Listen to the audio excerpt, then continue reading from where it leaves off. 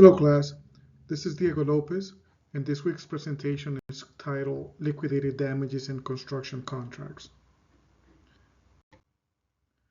First of all, what are liquidated damages? Liquidated damages are predetermined amounts that are normally paid by a contractor or a subcontractor as a penalty for failing to meet the agreed deadline of a contract or of a project. For this week's scenario, we're looking at a $25 million project where liquidated damages were established about $2,000 a day that the project is late. The liability for penalties is being passed on to the subcontractors. One of the subcontractors is working on the siding and is frequently asking for extensions. They tend to blame other subcontractors for holding them up, the weather.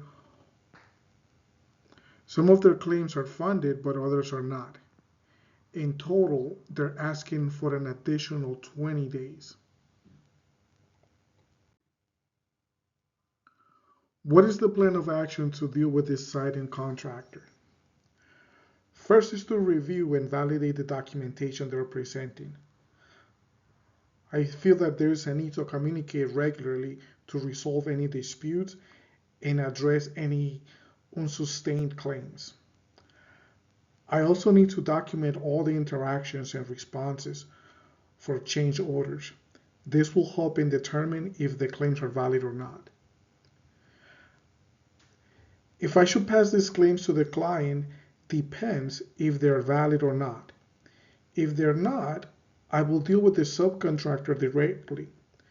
I want to avoid unjustifiable escalations.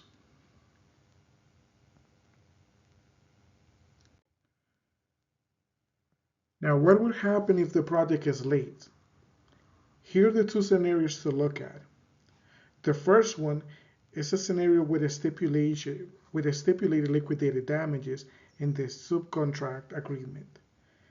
The client will collect $2,000 from me for any delays, and in turn, I will collect the same amount of money from the subcontractor for their delays.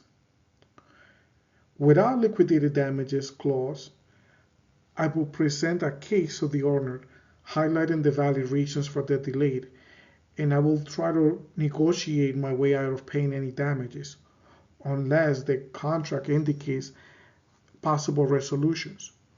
I would also look at the terms of the contract to make sure everything is handled fairly.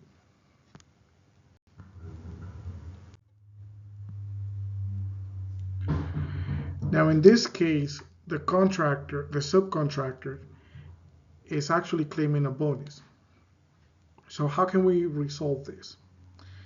If the subcontractor finished on their original schedule, but claims 20 additional days due to the documented delays, the bonus clause, in my opinion, becomes void.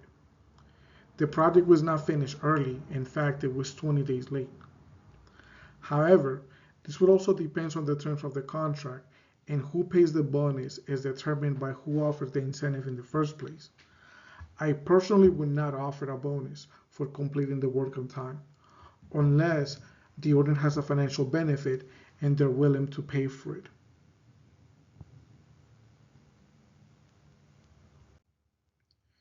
In conclusion, it's extremely important to have a clear language in the contracts that makes clear liquidated damages as well as bonuses clause.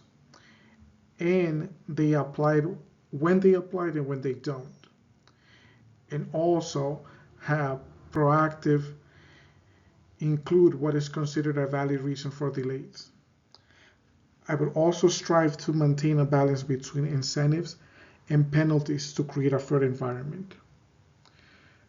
This is all for this week's presentation. Thank you.